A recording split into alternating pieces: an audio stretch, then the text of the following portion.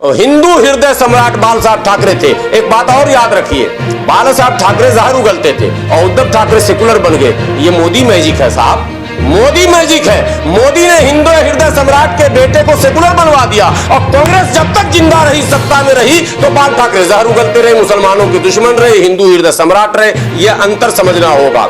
ये मैं अब भाजपा का प्रचार नहीं कर रहा हूं, कांग्रेस के बारे में बताना चाह रहा हूं। अभी कांग्रेस आएगी और मुसलमानों का कत्लेआम शुरू हो जाएगा, याद रख लो।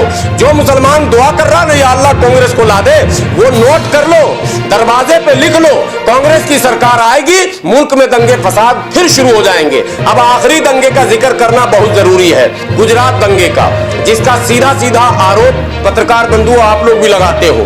2002 में मोदी जी ने गुजरात में दंगा कराया। मैं भी मानता हूं मोदी जी ने दंगा कराया, आप भी मानते हैं दंगा कराया, देश भी मानता है दंगा कराया, लेकिन कांग्रेस नहीं मानती है। इसलिए कि 2002 में दंगा हुआ और दंगे की शुरुआत जो है वो साबरमती एक्सप्रेस के S6 बोगी में राम भक्तों, कथित तौर पर राम भक्तों की बोगी में आग लगाने से हुआ। 2002 फरवरी में यह घटना घटी।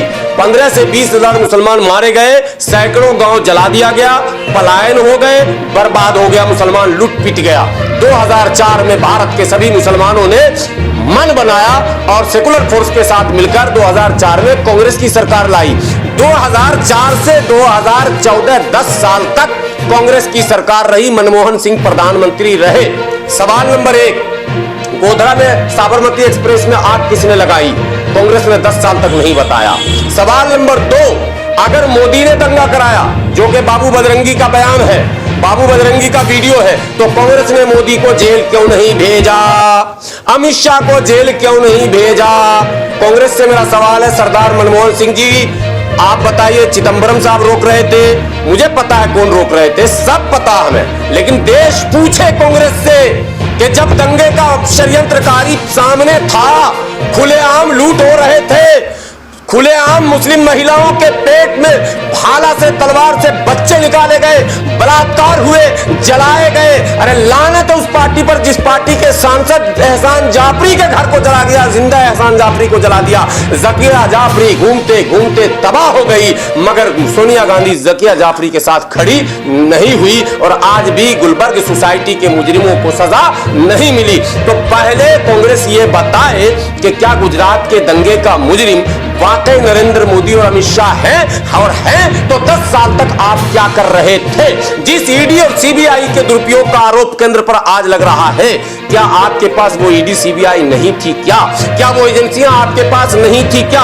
राज्य में भले सरकार भाजपा की थी, केंद्र में आपकी थी, राज्य में तो आज भी ममता बनर्जी की है। हाल खराब है, मोदी मोदी चिल्ला रही है, राज्य की सरकार का कोई वैल्यू नहीं है। राज्य में लालू जी की सरकार है, रोज सीबीआई रेड कर रही है, रोज मुकदमे कर रही है। राज्य में केजरीवाल की सरकार है, रोज रेड हो रहा है। राज्य में जिसकी जिसकी सरकार है, सबको केंद्रीय एजेंसियां घेर रही है, तो तब आपने क्यों नहीं घेरा? ये सवाल है मेरा कांग्रेस से कि 10 साल तक मौनी बाबा को रखकर मौन क्यों रहे, मुसलमानों को इंसाफ क्यों नहीं दिलाया? जब तुम कल नहीं दिला सके, जब तुमने कल दंगा कराया, जब तुमने कल हमें काटा, जब तुमने कल हमें लूटा, तो आज तुमसे हम कैसे ये उम्मीद पालें कि इंडिया गठबंधन करके तुम्हारे नेतृत्व में हमको न्याय मिल जाएगा?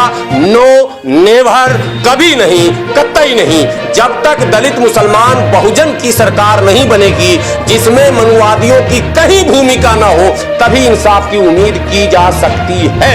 अन्यथा कांग्रेस के नेतृत्व में इंसाफ की उम्मीद करना बेमायने है।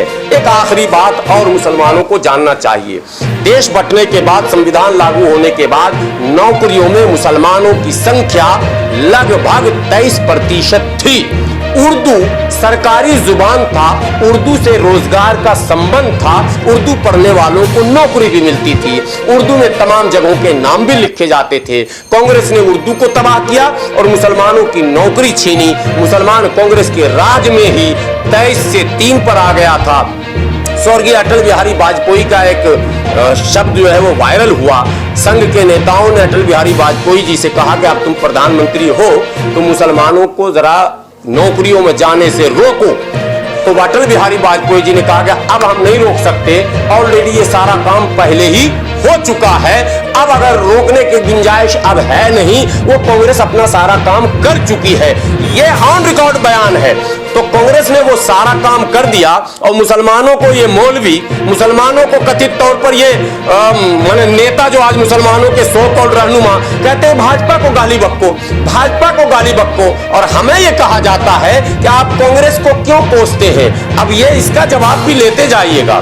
सवाल ये है, आपने मुझे 5,000 रुपया उधार दिया है, तो आप हमसे मांगेंगे या मेरे पड़ोसी से मांगेंगे?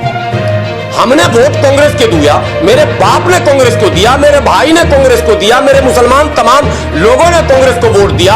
तो हम कांग्रेस से सवाल करेंगे कि भाजपा से करेंगे? भाजपा को हमने वोट दिया ही नहीं, मोदी को हमने वोट ही नहीं दिया, इसलिए हमें सवाल करने का हक ही नहीं। हाँ, भारतीय होने के नाते कोई ऐसा मुद्दा हम सवाल कर देते हैं, लेकिन मुसलमानों के ताल्लुक से हम भाजपा से सवाल पूछे, यह बेवकूफी और पागलपन होगा। अरे वोट दिया कांग्रेस को, उधार दिया कांग्रेस को, तो ब्याज समेत कांग्रेस से न वसूलेंगे हम? तो आज कांग्रेस से मेरा सवाल है कि भैया अब माफ कर दो, अब बख्श दो, मुसलमानों का नाम लेना तुम छोड़ दो। ऐसे छोड़ ही चुके हो। मध्य प्रदेश चुनाव में तुमने नाम लिया ही नहीं, तुमने बाबा बागेश्वर का नाम लिया। तुम्हारे जो कमलनाथ थे वो बाबा बागेश्वर के चरण में थे। तो राजस्थान में बड़े बड़े चंदन टीका लगा के तुम घूम ही रहे थे, मुसलमानों का नाम निशान नहीं, छत्तीसगढ़ में नामो निशान नहीं। तुम्हारे पूरी पार्टी में एक मुस्लिम बोलने वाला जो मुसलमानों के शायर को छोड़कर, शायर बोलते नहीं शेर पढ़ते, शायर को छोड़कर, और शायर को मुरादाबाद से लड़ा दिया। और इस बार अगर बोल रहे हैं, पिछली बार मैं ध्यान मेरा नहीं था और मैं बिहार में लगा था, इस बार शायर अगर मुरादाबाद से लड़ा तो मैं उसी ईदगाह पे जाके धरना दूंगा। पहले कांग्रेस ये बताए कि इस ईदगाह कांड में मरने वाले तमाम परिवार को ढूंढ भी लूंगा। मैं आधे को ढूंढ चुका हूं, आधा और बाकी है, मैं ढूंढ लूंगा जो लोग उस जमाने में मरे थे और जो उस जमाने में मौजूद थे, उन सबों की फौज को लेकर घूमूंगा। इसलिए यात्रा आप निकालो, ये आपका लोकतांत्रिक अधिकार है, लेकिन देवबंद मदरसे में मत घुसना। और देवबंद के मौलानाओं, आपसे भी हाथ जोड़कर गुजारिश, अब तो सुधर जाओ। अरे दुनिया से नहीं डरते हो, अल्लाह से तो डरो। आप किस मुंह से मुसलमानों की हिमायत, कांग्रेस की हिमायत की बात मुसलमानों से करते हो? कहा जाता काबा किस मुंह से जाओगे गालिब, शर्म तुमको मगर नहीं आती। किस मुंह से आप कहते हो, क्या कहते हैं, कांग्रेस की हिमायत कीजिए?